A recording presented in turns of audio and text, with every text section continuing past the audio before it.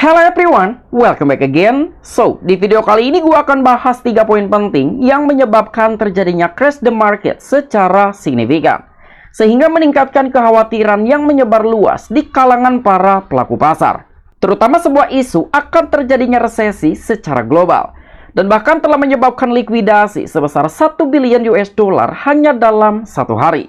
Dan kira-kira apa saja poin-poin penting tersebut yang telah menyebabkan terjadinya crash the market hari ini? Jadi untuk di poin yang pertama, memanasnya situasi negara Israel dan juga negara Iran, karena itu merupakan sebuah ancaman perang dan juga disrupsi pasokan minyak dunia. Di poin yang kedua, kebijakan Bank of Japan yang baru-baru ini menaikkan suku bunga, dan itu juga merupakan sebuah ancaman bagi US dollar dan juga aset berisiko seperti saham dan juga kripto. Dan di poin yang terakhir, dengan dirilisnya data NFP ataupun non-farm payroll, yang dimana data tersebut menunjukkan tingkat pengangguran negara Amerika Serikat telah meningkat sebesar 4,3%. Namun dari ketiga poin penting tersebut, gue akan berfokus untuk membahas di poin yang kedua. Kira-kira seberapa besar pengaruh dari negara Jepang terhadap negara Amerika Serikat? Mengapa demikian? Karena baru-baru ini ada sebuah isu dan juga spekulatif yang muncul. Bank Sentral Amerika ataupun Federal Reserve melakukan meeting darurat akan memangkas suku bunga sekitar 50 basis point atau setara dengan 0,5%.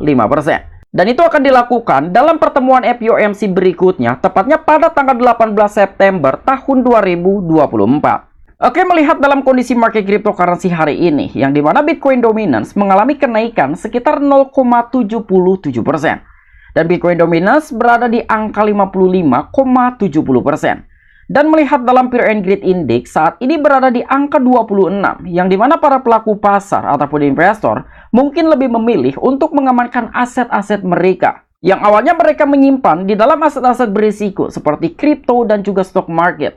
Tetapi dengan situasi dan juga kondisi seperti ini, mungkin para pelaku pasar ataupun investor lebih memilih untuk menarik aset mereka. Kemudian mereka mengalokasikan ke dalam berbagai instrumen investasi yang notabene jauh lebih safety dan juga aman, seperti gold, silver, dan juga deposito. Dan bahkan bukan hanya untuk industri cryptocurrency yang mengalami penurunan hari ini, begitu juga dengan S&P 500 yang saat ini mengalami penurunan sekitar 2,45%.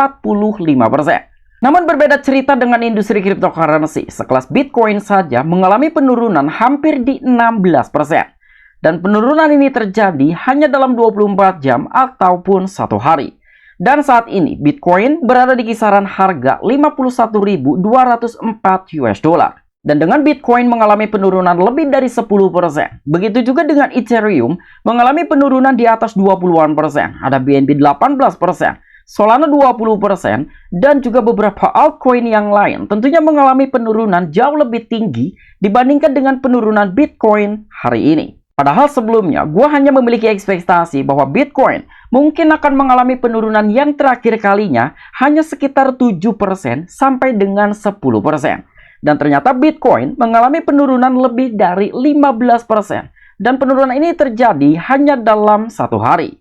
Dan dengan terjadinya crash the market dalam sektor industri cryptocurrency secara signifikan telah menyebabkan likuidasi sebesar 1,12 billion US dollar dalam satu hari. Kemudian berbicara tentang negara Jepang, yang dimana Bank of Japan ataupun bank sentral dari negara Jepang yang memilih untuk menaikkan suku bunga, ternyata dampak yang telah diberikan kepada saham negara Jepang mengalami anjlok lebih dari 10%.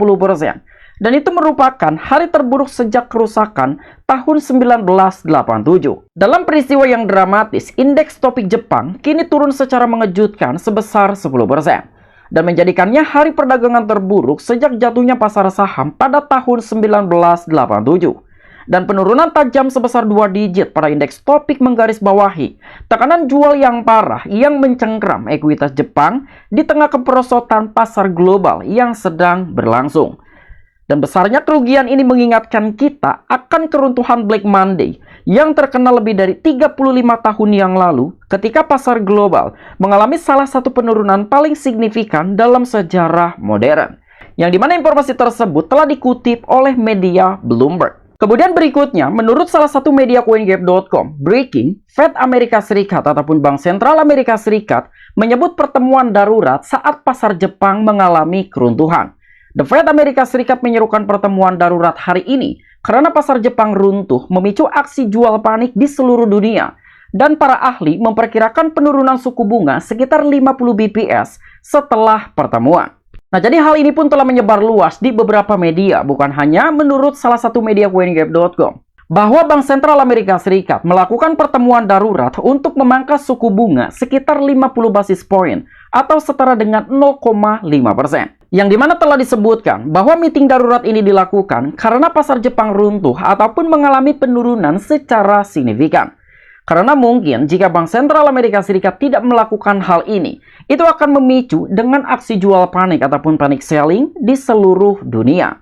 Lalu pertanyaannya, apa kira-kira kaitan antara negara Jepang dengan negara Amerika?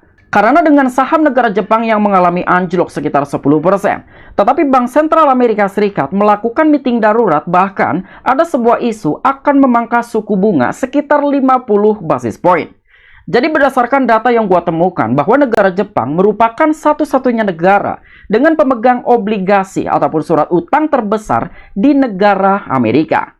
Jadi kesimpulannya, jika Bank Sentral Amerika Serikat tetap mempertahankan suku bunga di kisaran 525 sampai dengan 550 basis point, ada suatu kemungkinan dengan kondisi negara Jepang yang sedang tidak baik-baik saja akan melakukan penjualan surat utang dari negara Amerika. Sekalipun ada sebuah syarat dan juga ketentuan ataupun deadline yang sudah diberlakukan antara kedua belah pihak. Tetapi setidaknya untuk mempertahankan agar negara Jepang tidak melepas surat utang ataupun obligasi dari negara Jepang, mau tidak mau Bank Sentral Amerika Serikat harus memutar otak dan melakukan meeting darurat sehingga terjadi spekulatif akan memangkas suku bunga sekitar 50 basis point atau setara dengan 0,5% dalam pertemuan FOMC berikutnya. Yang dimana FOMC berikutnya akan berlangsung pada tanggal 18 September tahun 2024. Jadi itulah salah satu kaitan antara negara Jepang dengan negara Amerika. Kemudian secara probabilities, dalam pertemuan FOMC berikutnya di tanggal 18 September tahun 2024, ada sekitar 99,5% orang-orang meyakini bahwa Bank Sentral Amerika Serikat akan melakukan pemangkasan suku bunga sekitar 50 basis point atau setara dengan 0,5%. Yang awalnya 525 sampai dengan 550 menjadi 475 sampai 500. Dan biasanya indikator ini memiliki tingkat akurasi 85 at least 90% akan terjadi.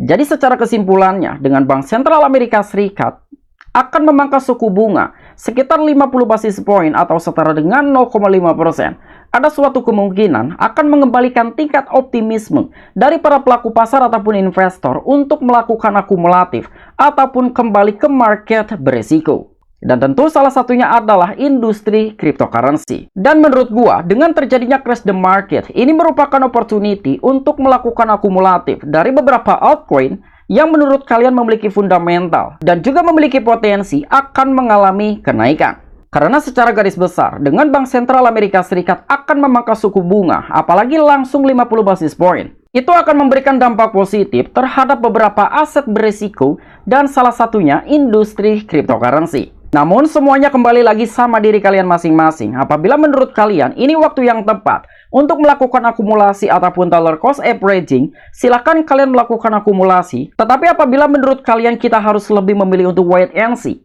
silakan kalian menunggu karena Bitcoin masih memiliki potensi akan melanjutkan penurunan at least sampai dengan 48.000 hingga 45.000-an US dollar.